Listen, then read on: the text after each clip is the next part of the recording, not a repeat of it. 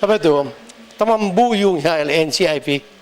Esta el reacción del congresista del Distrito 1 Celso Lobregat sobre el más reciente decisión de la Oficina Regional del National Commission on Indigenous People que taabla kaya terminaya el término del concejal Ismael Musa na Consejo Local como el Indigenous People Mandatory Representative efectivo del agosto 17 este año.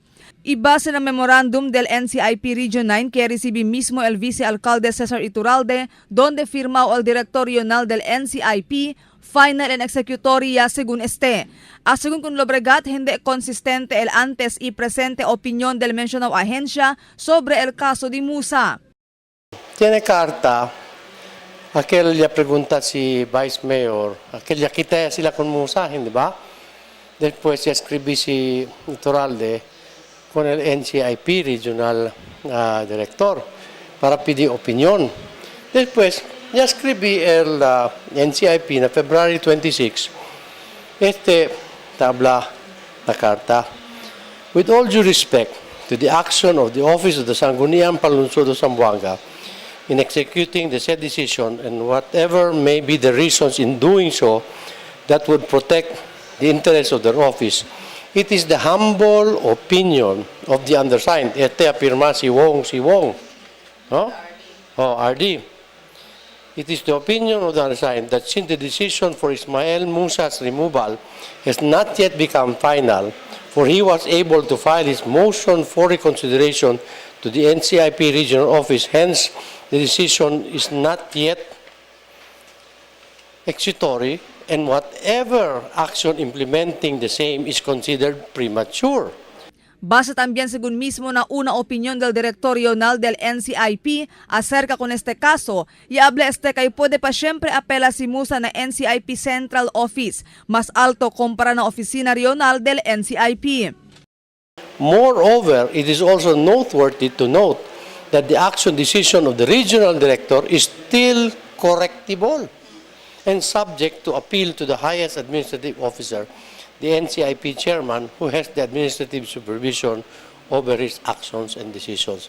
Mr. Wong Si Wong, read your own letter. Sita acorda mismo el vicealcalde Cesar Iturralde Elia confirma ayer na news team kay nueva siya na Consejo Lokal si Musa base también según este na memorandum que recibe desde el NCIP Oficina Regional.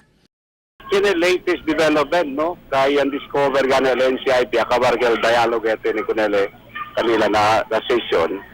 Kaya negat sila kompletamente, informa ko nila konsyales. Kaya hindi lang yung keda final and executory recall di Musa.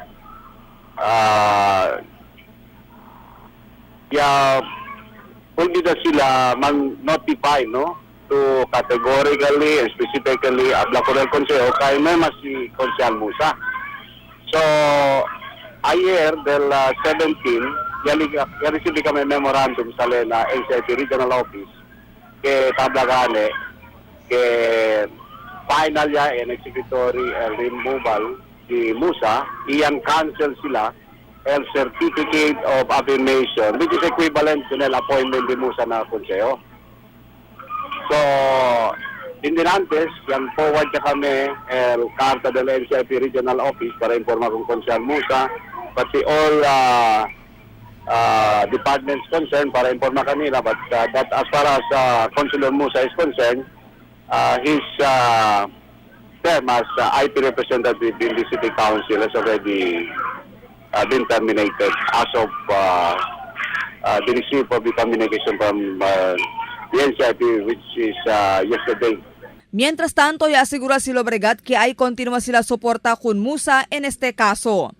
Marifita Mayo, Dateline Zamboanga.